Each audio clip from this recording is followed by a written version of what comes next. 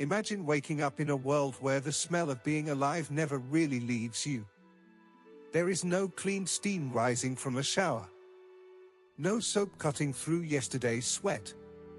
No fresh towel waiting for your hands. Instead, the air around you is heavy. It smells of old cloth, dried herbs, damp straw, and human bodies that have not truly been washed in weeks, sometimes months. This is not neglect. This is normal. You open your eyes in the year 1348. The floor beneath your feet is cold. Maybe it is stone. Maybe it is dirt covered with rushes that were laid down long ago and never fully removed. You do not walk to a bathroom. There is none. You do not turn a handle. There is nothing to turn. You reach for a small wooden bowl. Inside it is water. Cold. Still. Shed. You dip a rough piece of cloth into it and wipe your face. Then your hands. You stop there. Going further would be risky. Too much water is dangerous. Everyone knows that. People believe hot water opens the body. Opens it like a door. And once that door is open, death can walk in. The wind itself is feared. Invisible sickness rides on it. Plague. Rot. Decay. So you keep your skin sealed. Dirt is not shameful. Dirt is protection. Cleanliness does not come from washing the body. It comes from changing cloth. If you are wealthy, your linen is white. Bright. Crisp. Changed again and again through the day. This fabric, people believe, pulls poison from the skin. It cleans you without touching water. And when others see it, they know who you are. Your mouth tastes bitter. Your teeth ache. You rub them with salt and crushed bone, hoping pain will pass instead of grow. If it doesn't, the answer is simple and terrifying. Someone will pull the tooth out. This is not a story about dirt. This is a story about fear, survival, and human endurance in a world where cleanliness is a luxury and danger is everywhere. This is daily life in the Middle Ages. Stay with us till the end for valuable insights. Like, subscribe, and share to support the channel. You wake before the sun. Not because you are rested, but because the cold will not let you sleep any longer. The air presses against your skin, sharp and damp. Your blanket is heavy with old smells, sweat, smoke, and the faint rot of the room itself. This is not unusual. This is how mornings begin. You sit up slowly. Your body feels stiff. Your back aches from yesterday's work, and from the day before that. There is no soft bed to escape into. No warm room waiting for you. The world expects you to move. Light slips in through a small opening. There is no glass, only a thin shutter. Outside, you hear coughing. Somewhere nearby, someone spits onto the ground. Life is already awake. You do not think about bathing. That thought does not come to you. Water is not comfort. Water is danger. Instead, you reach for the basin near your bed. The water inside is cold and cloudy. It has been used before. Maybe by you. Maybe by someone else. You do not ask. You dip a piece of rough linen into it and bring it to your face. The cloth is harsh. It scratches your skin as you wipe away sleep. Your hands follow. That is enough. More would be foolish. Wet skin invites illness. Everyone knows this. Hot water is worse. Hot water opens the body. It opens the pores. And when the pores open, death can slip inside. People speak of it in low voices. The bad air. The invisible poison. The sickness that moves without sound. It comes on the wind. It hides in warmth. It waits for weakness. So you stay sealed. The dirt on your skin is not shame. It is armor. Around you, the room tells its own story. The floor is covered in rushes, dry grass laid down months ago. Food crumbs hide inside it. So do insects. When you step down, something crunches softly beneath your foot. You do not look. Smell is everywhere. It does not come from one thing. It comes from everything. Old food. Old sweat. Old smoke from the hearth. The human body itself. Dried herbs hang near the wall, tied with string. Rosemary. Lavender. Sage. Not for beauty. For survival. They soften the air. They hide what cannot be removed. If you are poor, this is all you have. If you are rich, things look different, but not cleaner. The wealthy do not wash their bodies either. They simply change their clothes. Linen shirts, white and fine, sit close to the skin. People believe the cloth drinks in poison, that it pulls sickness out through sweat. A rich man might change shirts 3 or 4 times a day. His skin stays untouched by soap. But his clothing tells the world he is clean. Clean does not mean washed. Clean means protected. You pull on your clothes. They are stiff. They smell like yesterday. You accept this without thought. Everyone smells this way. Even the churchmen. Even the lords. Your mouth feels sour. Your teeth hurt.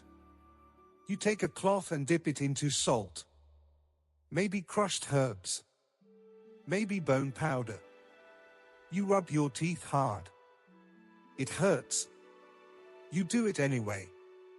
Pain now is better than pain later.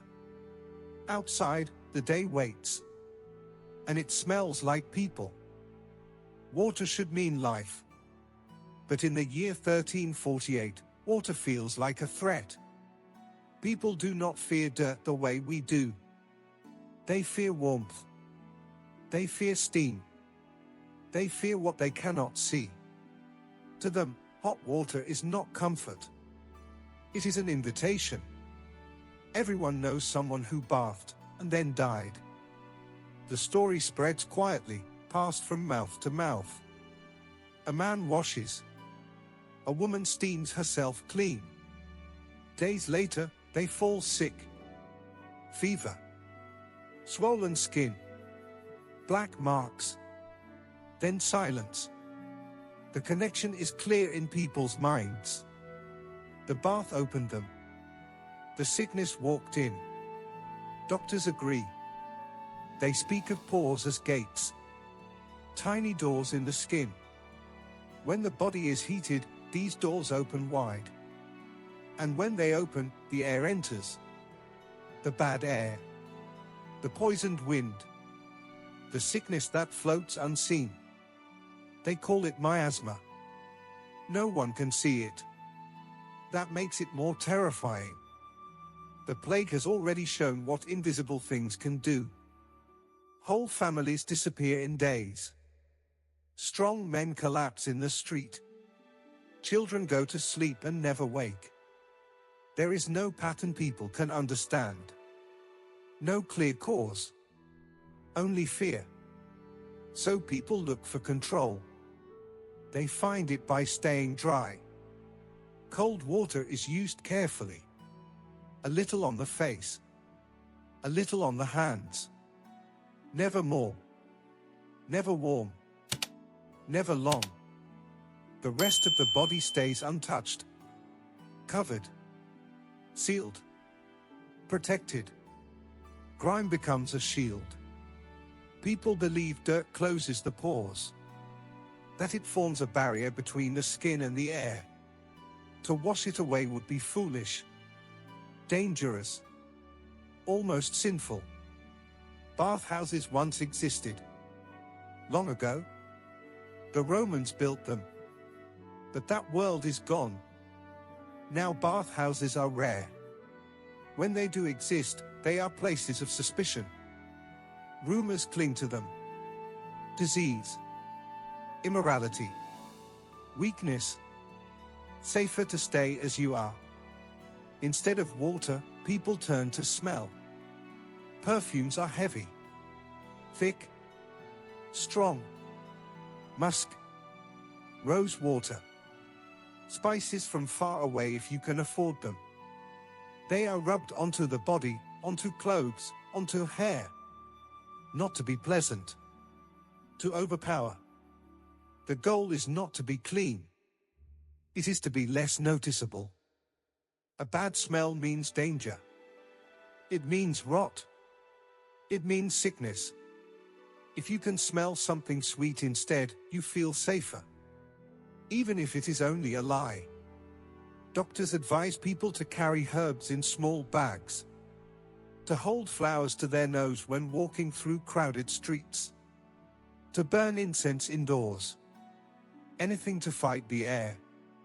Because the air is the enemy. In this world, water does not save you. It exposes you. And so people choose fear over comfort. Survival over freshness. They do what they believe keeps them alive, even if it makes life harder. They are not ignorant. They are desperate. And desperation shapes every habit. In 1348, cleanliness is something you wear. It is not something you feel on your skin. It is something other people see. The body stays mostly untouched by water, but clothing becomes everything. Cloth is believed to do the work that washing cannot. It protects. It absorbs. It cleans without risk. Linen is the most important fabric of all. If you are poor, you might own one linen shirt. Maybe two if you are lucky. You wear it day after day. It darkens with sweat. It stiffens with time. You rinse it when you can, in cold water, and hang it to dry in the air. That is the limit. If you are wealthy, linen becomes your shield. A rich man wears a fine white linen shirt under his outer clothes. People believe this cloth pulls bad things out of the body. Sweat carries poison, sickness, and imbalance. The linen drinks it in. When the shirt is changed, the body is made clean again. A nobleman might change his linen shirt 3, 4, even 5 times a day. Servants collect the used ones. Fresh ones are brought in. The body underneath never sees soap. But in the mind of the time, this does not matter. The poison has been removed. White linen becomes a symbol. A sign. When people see the clean edge of a shirt at the neck or wrist, they understand. This person is healthy. This person is protected. This person has money. Clean cloth means status. Dirty cloth means danger. This belief is so strong that people judge one another by fabric more than by skin. You cannot see the body, but you can see the shirt. And that is enough. Smell still exists. Strongly. No amount of linen removes it completely. So perfumes return again. Oils. Powders. Herbs tucked into pockets. Rich people smell different, not because they are cleaner, but because they can afford stronger cover. The poor have fewer choices. Their clothes carry the weight of their labor. Fields. Animals. Smoke. Sweat. The smell stays. It marks them. This is not cruelty. It is reality. Even nobles understand that the human body smells. They simply manage it differently. Cleanliness is not about removing dirt. It is about controlling how the world sees you. Dental care follows the same pattern. There are no soft brushes. No mint pastes. Teeth are cleaned with cloth, salt, crushed herbs, or bone powder. The goal is not comfort. It is scraping. Pain is expected. Tooth pain is common. Rotten teeth are blamed on worms living inside the mouth. Tooth worms. People truly believe they chew from the inside. If the pain grows too strong, help is simple and terrifying. A barber surgeon takes pliers. There is no sleep. No numbing. Only force. The tooth comes out. Blood follows. The pain ends or is replaced. Smiles in this world are guarded. People do not show their teeth often. Missing teeth are normal. Decay is expected. Survival matters more than beauty. In this world, cleanliness is not gentle. It is harsh. It is managed. It is worn like armor. And everyone knows the truth, even if they never say it aloud. No one is truly clean. They are only protected enough to survive another day. When you step outside, the city hits you before you can see it. It hits your nose. The smell is thick. Heavy. It feels like it sits in the air instead of moving through it. You breathe it in, and your body reacts before your mind does. Your eyes water. Your stomach tightens. This is not one smell. It is many, all mixed together. Rotting food. Human waste. Animal droppings. Wet straw. Smoke. Urine. Old blood. Tanning chemicals. All of it hangs low between the buildings. The streets are narrow. Tall wooden houses lean toward each other, blocking light and trapping air. Nothing dries properly here. Moisture stays. Smells stay. Disease stays. There are no sewers like you imagine. No pipes carrying waste away. What people produce must go somewhere. And most of the time, it goes into the street. People use chamber pots at night. Buckets. Barrels. In the morning, the contents are dumped. Sometimes into pits behind houses. Sometimes into open gutters. Sometimes straight out of windows. You learn to listen. A shout from above is your warning. If you hear it too late, filth rains down. It hits the ground. It splashes. It spreads. Muckrakers try to keep up. Men hired to scrape the streets. They push waste into piles. They move it where they can. But the city produces more filth than they can remove. So animals help. Pigs roam freely. They eat scraps. Rotten food. Anything soft enough to swallow.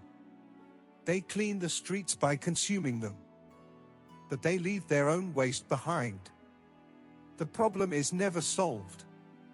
It only changes shape. In richer areas, there are latrines.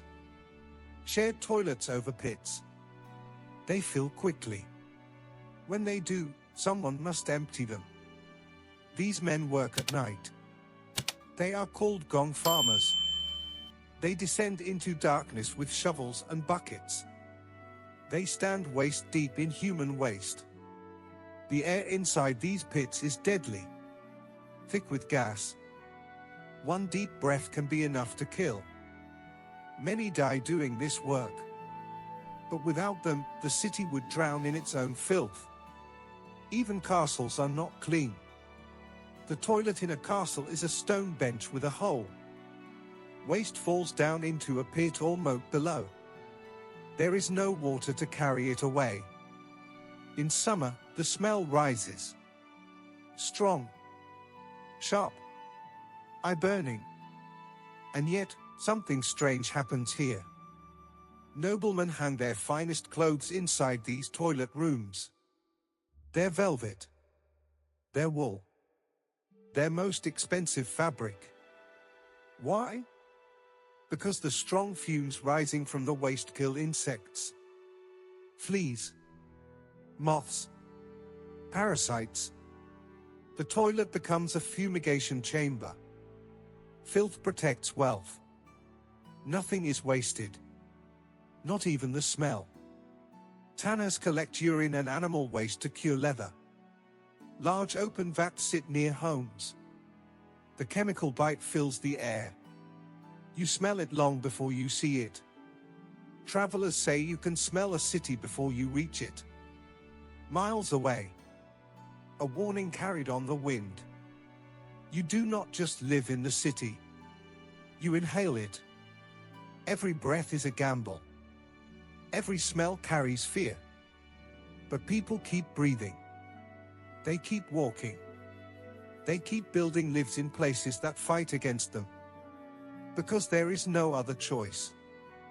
There is a question every modern mind asks when thinking about this world. What happens after? There is no toilet paper. There is no soft roll waiting nearby. No clean stack. No privacy. The act itself is quick. The cleaning is not. If you are wealthy, you might use scraps of cloth, old linen, soft wool, something sacrificed for comfort. These pieces are reused until they fall apart, then replaced. If you are not wealthy, you look around. Whatever is close becomes the answer. Moss pulled from trees, broad leaves from plants, straw, hay, dry grass, sometimes a smooth stone, sometimes a piece of wood. It depends on the season. It depends on where you are standing. None of it is gentle. Scratches are common. Infections are common. Small cuts open the skin. Dirt enters. The body suffers quietly. Hands are rarely clean. Water is limited. Soap is rare. Afterward, life continues. Food is prepared. Tools are handled. Children are touched. This creates a cycle. Worms live inside almost everyone. Intestinal parasites are part of life. They pass from person to person without being seen. They take food from the body. They weaken it. They steal energy in a world where energy is already scarce. A peasant works all day in the field. His body demands food. The worms take their share first. The man feels tired, weak, thin. This is normal. Everyone feels this way. No one knows the cause. They know only the result. Illness comes often. Stomach pain, fever, wasting. People accept it as fate, as God's will, as the price of being alive. Yet people are not helpless. They fight back in the only ways they know. Vinegar is used to clean wounds. Alcohol is believed to kill sickness. Herbs are chewed. Plants are brewed into bitter drinks. Knowledge passes from mother to daughter, healer to village. This knowledge is not written in books. It is lived. Bodies adapt. Immune systems grow strong through constant battle. Children who survive early sickness become tough. Their bodies learn to endure things that would send a modern person to a bed for weeks. This is not comfort. It is resilience. It is easy to look back with disgust, to imagine only dirt and pain. But that misses the truth. These people are not careless. They are surviving within limits they cannot escape. They do not choose filth. They manage it. They endure it. They build lives inside it. And every day, after the deed is done, they stand up, pull their clothes back on, and continue. Because stopping is not an option. When you look back at this world, it is easy to feel shock. No showers. No toilets as you know them. No soft paper. No clean air. But shock is a modern feeling. For the people living in 1348, this is simply life. They do not wake each day thinking they are dirty. They wake thinking about work, about food, about staying alive. Cleanliness, as you understand it, does not exist as a goal. It exists only as a privilege. Clean water is heavy. It must be carried, heated, protected. Soap requires fat, ash, time, and skill. Linen must be grown, spun, woven, washed, and bleached. Every small act of clean costs labor. Most people cannot afford it. So they find other ways. They seal their bodies with dirt. They trust cloth to pull sickness away. They mask danger with herbs and perfume. They accept pain as part of care. This is not ignorance. It is adaptation. They live in a world where invisible threats rule everything. Plague, infection, parasites. Air itself feels dangerous. In such a world, fear shapes habit. Habit becomes tradition. Tradition becomes truth. And still, they build. They build cities that rise in stone and wood. They raise families. They create music, prayer, trade, and law. They laugh. They love. They endure grief and joy in equal measure. Their bodies are under constant attack, yet they survive long enough to pass knowledge forward. Their immune systems are trained through hardship. Their minds learn caution. Their lives move forward one difficult day at a time. Cleanliness, when it appears, is precious. A fresh linen shirt. A rare warm wash. A moment without pain. These are luxuries earned through labor and luck. When we look at them, we should not see only filth. We should see effort. Effort to stay human in a world that makes it hard. Effort to protect the body with the wrong tools, but the best understanding available. Effort to live with dignity when comfort is unreachable. Their story is not about being dirty. It is about survival. And when you turn on a shower today, when water runs freely and warmth is safe, you are touching something that once seemed impossible. Cleanliness was not always normal. It was the ultimate luxury. And it was paid for with centuries of struggle.